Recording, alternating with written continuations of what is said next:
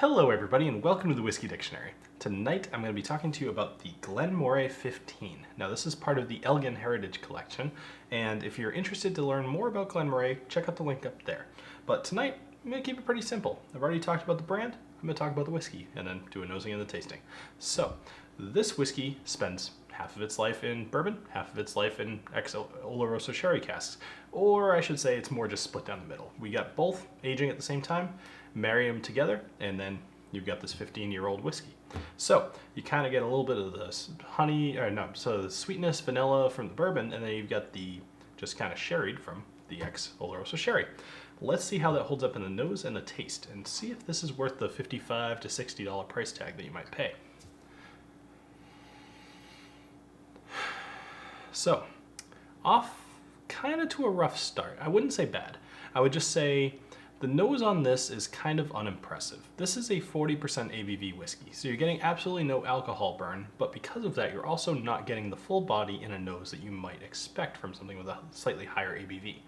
As far as what you're actually nosing though, I personally get some kind of like a, a chocolate orange, a little bit of chocolate orange, but then you've got this sherry, right? But, and I hate to say it because I don't want to be that down on this, it's an unimpressive sherried note, for me at least, in the nose. But I will tell you that the nose is not where this shines. The taste is where this kind of sticks out. So don't turn away yet. All right, let's go ahead and give this a taste. Cheers.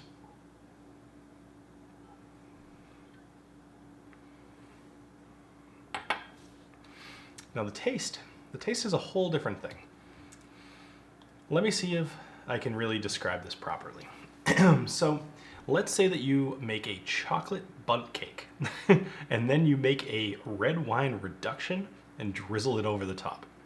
And you add a little bit of that powdered sugar on there. You're gonna be a little bit close.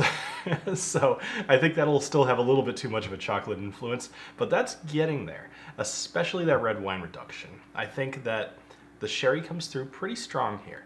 I think you're also getting a little bit of an orange flavor, but definitely a little bit of chocolate in there as well, with the sweetness that kind of kicks the whole thing and blends it all together. I genuinely like the taste of this a lot, and I will say that I have a little bit of nostalgia for this. Nothing significant, but the very first time I had this, actually I was visiting my parents, and we were sitting outside around a fire, and we were just kind of drinking. My dad knows that I'm very into whiskey, and actually he is too. And as we were talking, he was like, hey, I've got this Glen Moray 15 that I want to have you try. So he went and got it. We both had it together, and I liked it a lot. And you know, just most of the best experiences in my life have been around some sort of a fire pit. So I always enjoy things more in that setting. But that all being said, the price point is the killer here for me. I think $55 to $60 is a little bit too much for this.